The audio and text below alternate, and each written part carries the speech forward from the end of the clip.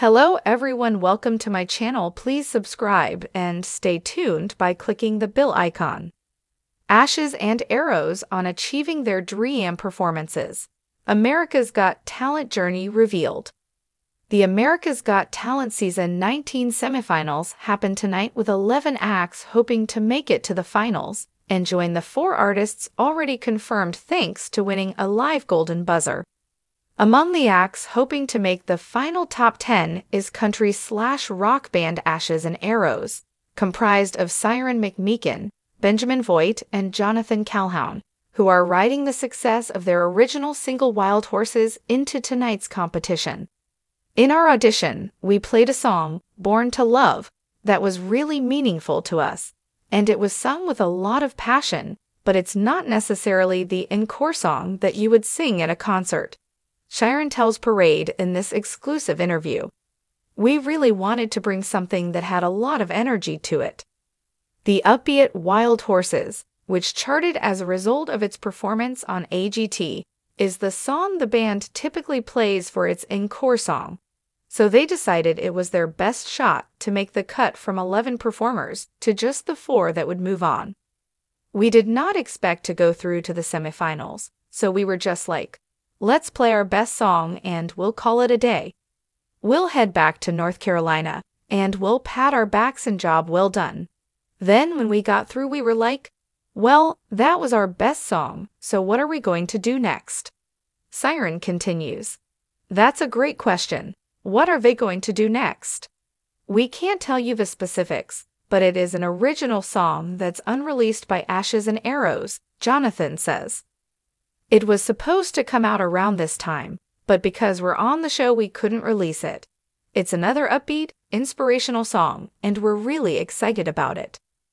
Whether or not Ashes and Arrows makes the final, and it's hard to imagine with their gorgeous harmonies and onstage charisma that they won't. Performing in front of Judge Simon Cowell has been a dream come true for Ben.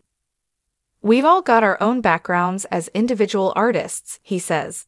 My family was fairly musical, and we used to watch American Idol when I was a lot younger. I think I was 11 or 12 or 13.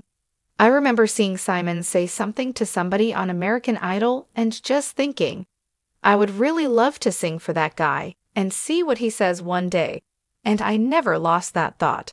So it was cool 15 plus years later to get to sing for him and hear what he said. During our Zoom chat, Ashes and Arrows also talked about their writing process, how they don't want to be labeled, how they met, and how they would spend the $1 million. Siren, you're right, we're not really a country rock band, but everyone wants to know what genre you are. If we had to pick, it would be in that realm, but it's definitely got flavors of singer-songwriter, folk music, Americana roots, and some pop elements as well.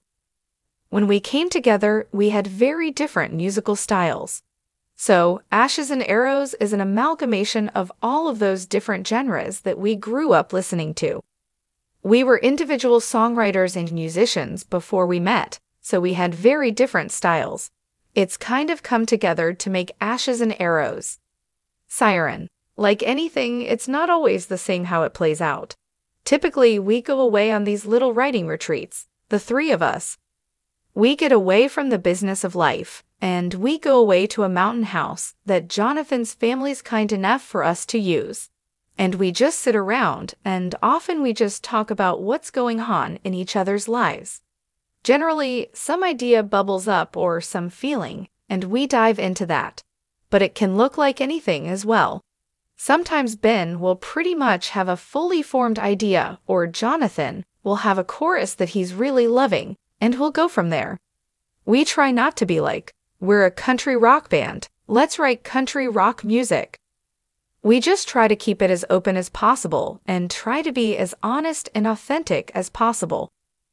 Jonathan, we all met at an open mic night in Asheville, NC. We were there separately to do our own thing.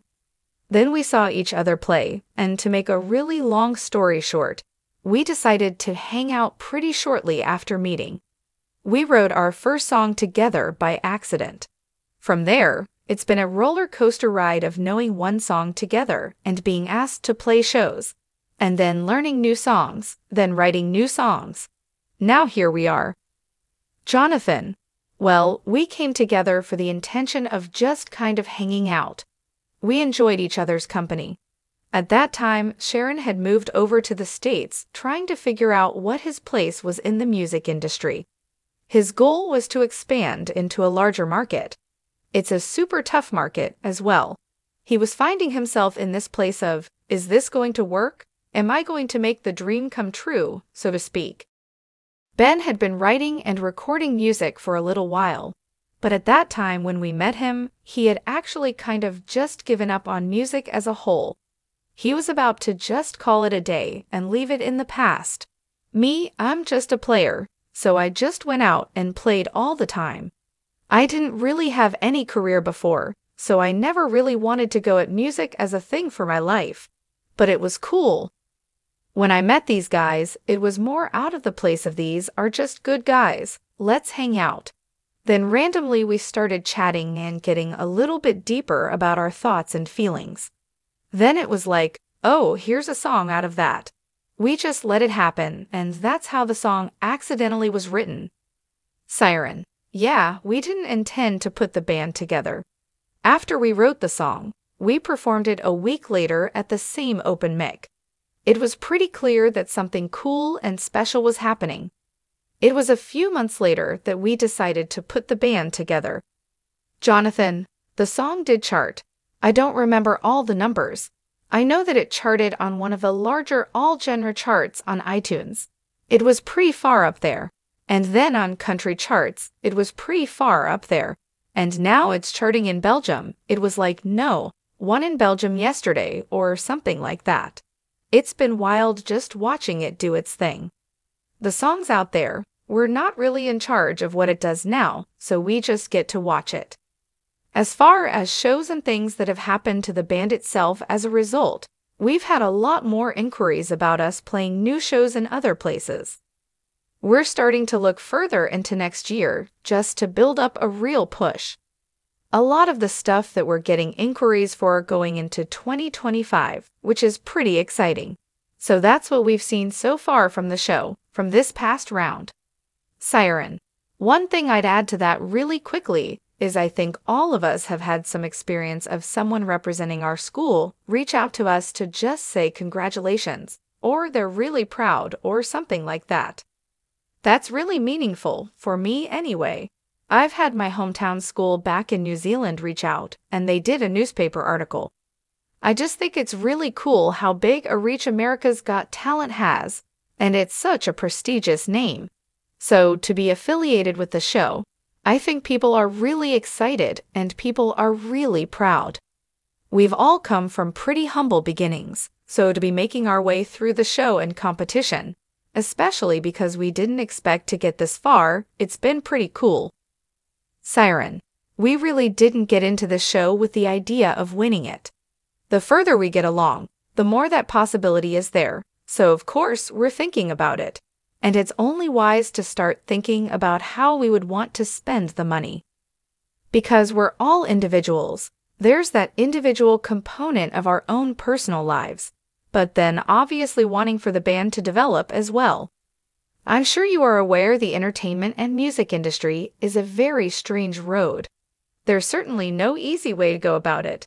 So I think from the band's standpoint, one of the big issues we have is we now have this pretty large audience around the world.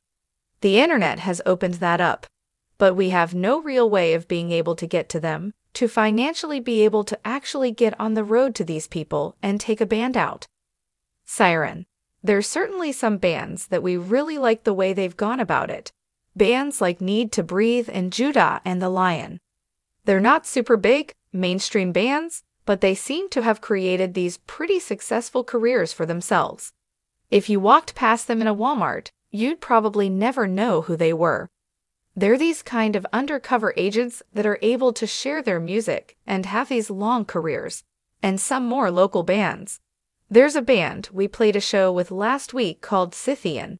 They're just great guys.